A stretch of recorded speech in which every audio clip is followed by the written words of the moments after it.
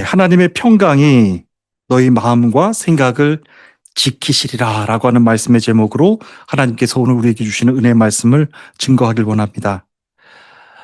시편 22편은 정확히 어떤 사건을 배경으로 쓴 것인지 성경이 직접 밝히고 있지는 않지만 사울의 추격과 사람들의 배신 속에서 고통하던 다윗의 삶과 직접 깊이 연관해서 묵상해 볼 수 있는 말씀입니다. 다윗은 자신의 시편에서 이렇게 고백을 합니다. 내 하나님이여, 내 하나님이여, 어찌 나를 버리셨나이까? 어찌 나를 멀리하여 돕지 아니하시오며 내 신음소리를 듣지 아니하시나이까? 라고 했습니다. 다윗의 이 시편의 심정을 잘 이해하기 위해서는 대표적인 장면을 우리가 봐야 되는데 사무엘상 23장에 기록된 그일라 사건이 바로 그것입니다. 블레셋 군대가 유다 지파의 성읍인 그일라를 쳐들어 가서 추수하고 있던 곡식을 빼앗고 있었습니다. 그일라는 다윗과 같은 유다 지역에 속한 동족의 성읍 땅입니다. 다윗은 그 소식을 안타까워했지만 자신도 사울 왕의 칼날을 피해서 광야로 떠돌아다니던 처지였기 때문에 그렇다고 바로 달려가서 그일라 사람들을 도와줄 수는 없는 상황이었습니다. 그렇게 두렵고 위험한 상황 속에서 동족을 돕기 위해 나선다라고 하는 것은 정말 목숨을 거는 일과 같은 일이었습니다. 그런데 바로 그 상황에서 하나님께서 다윗에게 너무나도 힘든 명령을 하셨습니다. 그들에게 가서 블레셋을 치고 그 성읍을 구원하라라고 하는 말씀이셨습니다. 그 당시는 정작 다윗도 더없이 위험하고 두려운 상황이었을 텐데 다윗은 그 하나님의 명령에 순종합니다.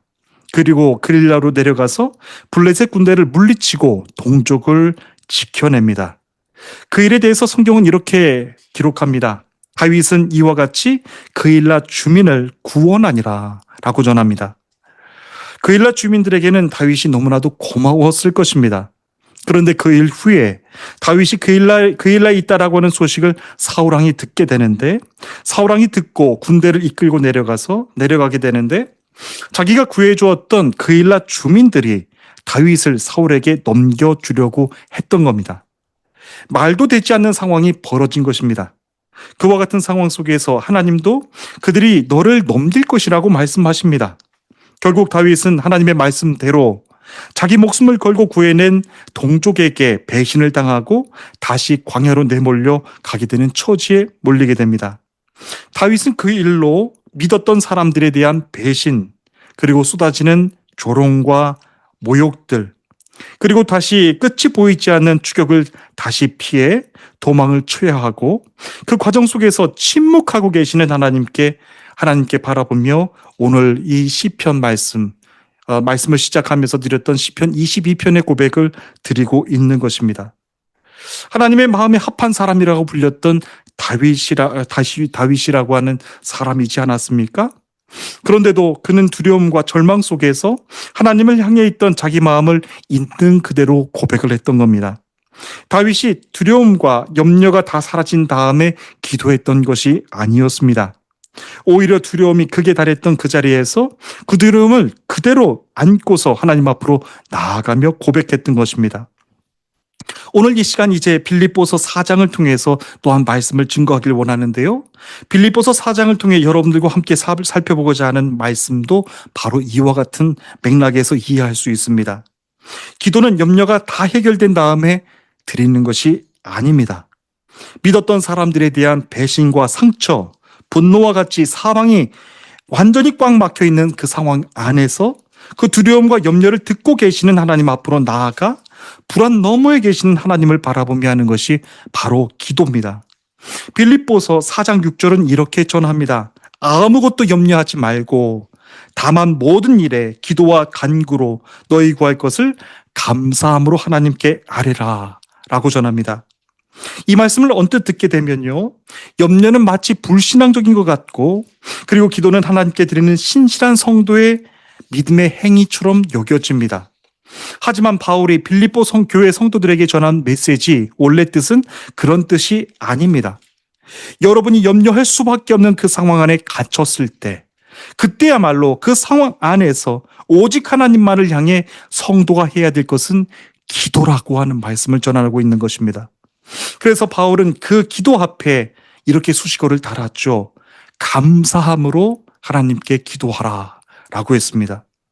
오늘 말씀을 시작하면서 함께 살펴보았던 다윗도 그러했습니다. 성경은 믿음의 사람들이 염려하지 않았다라고 전하지 않습니다. 오히려 그 반대입니다.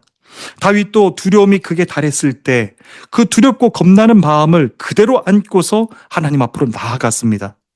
그처럼 하나님의 백성이 드리는 기도는 걱정하고 두려워하는 마음을 진정시키고 회복하기 위해서 하는 것이 기도가 아닙니다. 오히려 걱정과 두려움으로 가득 차 올라 사방이 다 꽉 막힌 것처럼 어두운 상황 안에서 하는 것이 바로 기도입니다. 그래서 참 아이러니하게도요, 우리는 기도한다고 해서 나의 지금의 걱정과 염려가 곧바로 사라지는 것이 아니라고 하는 것을 잘 압니다. 우리가 하나님께 기도해야 되는 이유는 문제를 없애달라고 하거나 마음을 진정하고 다스려달라고 하는 데 있지 않기 때문에 그렇습니다.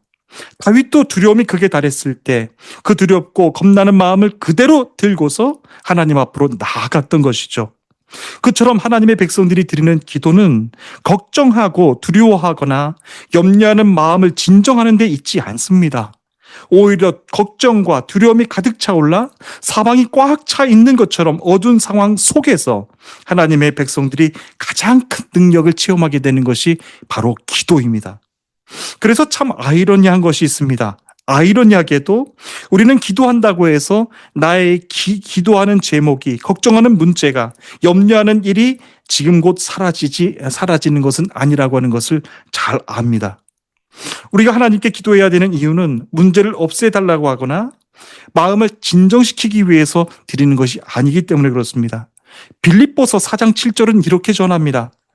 그리하면 모든 지각 위에 뛰어난 하나님의 평강이 그리스도 예수 안에서 너희 마음과 생각을 지키시리라 라고 합니다.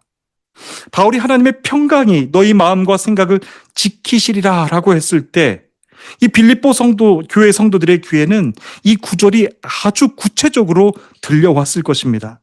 당시 빌립보 도시는요, 로마의 그냥 식민 도시 정도가 아니라 로마의 통치와 질서 그리고 군사적인 권위가 이미 일상 안에서 이미 깊게 자리 잡고 있었던 그런 도시였습니다.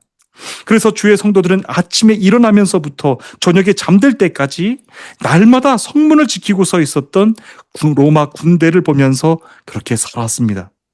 로마 군인들이 황제의 명령을 받들어 성문을 지켰던 것처럼 사도 바울이 전한 하나님의 평강이 그리스도 예수 안에서 성도의 마음과 생각을 지켜주신다라고 하는 말씀이 아주 강렬하게 성도들의 마음을 울렸을 것입니다.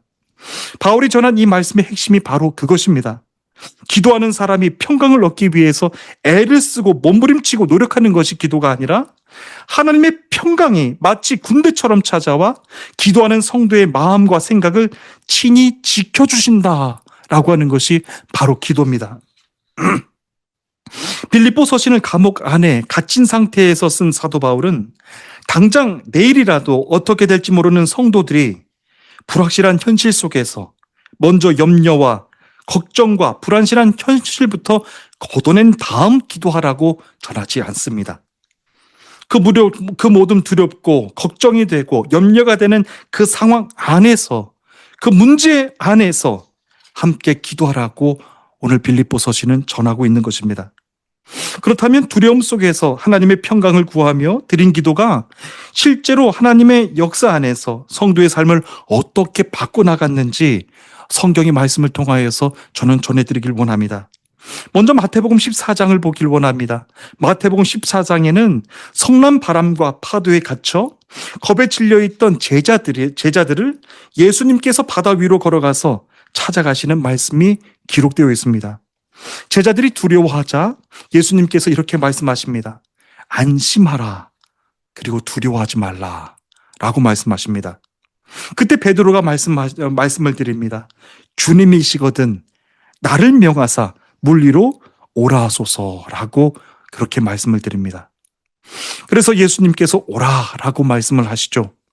그리고 베드로도 배에서 바로 내려 물 위로 걸어 올라가 예수님께로 뛰어갑니다. 걸어갑니다. 그런데 바로 직후 성경은 이렇게 기록을 합니다.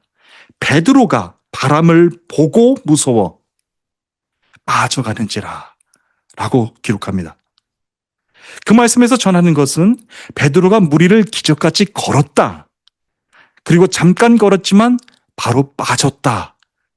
그런 신비로운 현상에 대해서 전하고 있는 것 아닙니다. 베드로가 예수님께로 향했던 시선을 놓쳐버리고 성난 바람과 파도에만 시선이 머물러 있을 때 베드로에게 나타났던 그 현상에 대해서 말씀을 전하고 있는 겁니다. 그 다급했던 상황에 대해서 성경은 이렇게 전합니다. 베드로가 바람을 보고 무서워 빠져가는지라 라고 전합니다. 베드로가 물에 빠진 것은 바람이 갑자기 거세졌기 때문이 아니었다는 겁니다. 시선이 예수님에게서 거센 바람과 파도에 옮겨가는 순간 두려움이 그를 삼켜버렸다고 성경은 전하고 있는 겁니다. 그때 베드로는 자기도 모르게 이런 짧은 기도의 고백을 드립니다. 주여, 나를 구원하소서라고 하는 짧은 기도였어요. 베드로는 그때야말로 두려움이 다 사라진 다음에 기도를 했던 것이 아니라 그 상황 안에 머물러 있을 때 지금이라도 금방이라도 덮칠 것 같은 그 큰 파도를 눈앞에 두고서 그 두려운 마음을 그대로 들고서 예수님을 향해 손을 들어 기도했던 것입니다. 그때 베드로가 아주 두려운 마음으로 신비로운 은혜를 경험하게 되는 것이죠. 예수님께서 성난 파도 안으로 들어와 점점 더 물 아래로 빠져들어가는 베드로의 손을 예수님의 손으로 굳건하게 붙잡아 주셨던 것입니다. 마치 정말로 자기를 찾아와 지켜주신 하나님의 평강의 군대처럼 너무나도 두려운 상황 안에서 자기를 붙잡아 주셨던 예수님의 권능의 팔처럼 여겨졌을 것입니다. 베드로의 모습을 통해서 보여주고자 하는 성경의 메시지도 바로 하나입니다. 기도는 두려움이 해결된 그 자리에서 드리는 것이 아니라 두려움 한가운데서 그 두려움 너머에 계신 예수님을 향해서 고개를 드는 것이 바로 기도입니다. 이 사실을 인생 긴 시간을 거쳐서 아주 깊이 증명한 사람이 또 한 사람이 있었죠. 바로 요셉입니다. 요셉은 형들에게 팔려 애굽의 노예로 팔려가게 됐고 억울하게 누명을 쓰게 돼서 감옥 안에 갇히게 됩니다. 다윗처럼 정말로 믿었던 사람들에게 배신을 당하게 됐고 베드로처럼 사방이 막힌 절망적인 상황을 겪게 됐습니다. 그런데 성경은 그 어두운 현실 한가운데서 요셉에 대한 말씀이 계속해서 반복되는 것이 한 가지가 있는데 여호와께서 요셉과 함께 하심으로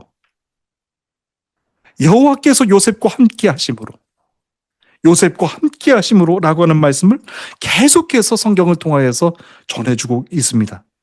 노예로 팔려간 상황에서도 여호와께서 요셉과 함께 하셨습니다. 억울하게 갇힌 감옥 안에서도 하나님은 요셉과 함께 하셨습니다. 그리고 형들에게 팔려가서 목숨을 잃을 뻔한 그 상황에서도 여호와께서 요셉과 함께 하셨습니다. 그래서 훗날 요셉이 형들에게도 이렇게 고백을 하는 것이죠. 당신들이 나를 이곳에 판 것을 근심하지 마소서. 하나님이 생명을 구원하시려고 나를 당신들보다 먼저 이곳에 보내셨나이다 라고 고백을 합니다. 사람이 어떻게 이렇게 고백할 수가 있겠습니까? 그렇습니다. 다윗도 베드로도 요셉도 모두 다 같은 자리에서 출발했습니다. 두려움이 아주 크게 달했던 자리, 사방이 꽉 막힌 것 같은 영적으로 답답했던 그 자리, 도저히 혼자 힘으로는 해결할 수 없는 그 자리에서 시작했습니다. 그들 모두는 그 두려움을 그대로 안고서 하나님 앞에 나아가 기도하는 성도의 모습을 보여드렸습니다. 그리고 하나님의 평강의 군대처럼 그 자리에 찾아와 기도하는 그들의 마음과 생각을 지켜주셨죠. 이제 하나님께서 오늘 주시는 말씀 앞으로 다시 한번 다가와 봅니다. 하나님의 말씀은 이렇게 전합니다. 빌립보서 4장 4절 5절 말씀입니다. 주 안에서 기뻐하라. 내가 다시 말하는 기뻐하라. 너희 관용을 모든 사람에게 알게 하라. 주께서 가까우시니라 라고 말씀을 전합니다. 기도는 마치 명상처럼 묵상하는 것처럼 기도하는 사람 혼자만의 삶의 변화를 나타내지 않습니다. 그곳에만 머물게 하지 않습니다. 오늘 본문 말씀의 배경이 되는 빌립보 교회 안에 말씀을 전해드리면요. 당시 성도들 간에는 내부의 갈등이 아주 심했었습니다. 어떤 구체적인 사건이나 싸움이 일어났다고 성경은 기록하지 않아서 모릅니다. 빌립보서 4장 1절에서는 사도 바울이 이렇게 전하지요. 유오디아를 권하고 순두개를 권하노니 주 안에서 같은 마음을 품으라 라고 권합니다. 이는 어떤 구체적인 일을 해결하라 라고 하는 뜻이 아니라요. 두 사람 사이에서 긴장과 갈등을 교회 안에서 회복하라 라고 하는 뜻입니다. 그 두려운 두 여성은 보통 일반 성도가 아니었습니다. 바울이 복음 안에서 나와 함께 힘쓰던 자들이었다라고 그렇게 불렀을 정도로 빌립보 교회 안에서 아주 중책을 맡고 있었던 여성 리더들이었고 또한 바울의 동역자들이었습니다. 둘 다 복음을 위해 수고했던 사람들이었는데 아마도 서로 사역의 방향과 복음에 대한 열정이 서로의 겸손 없이 드러났기 때문에 생겨난 갈등이었을 것입니다. 바울이 그들을 보고 말하는 것이죠. 관용을 모든 사람들에게 알게 하라고 말입니다. 이것은 단순하게 도덕적인 모습을 너희가 보이라고 하는 뜻이 아닙니다. 교회 안에서 두 사람이 겸손한 마음으로 서로 연합해서 기도할 때 예수 그리스도의 주되심을 인정하게 되고 다른 사람들을 향한 관용하는 모습으로 변화되어 보여질 수 있도록 하라고 하는 말씀의 뜻이었습니다. 이는 지금 우리도 마찬가지입니다. 지금 우리도 하나님의 일을 하면서도 때론 억울한 일을 겪게 되고 분노의 일을 겪게 되는 것도 있는데 같은 이치입니다.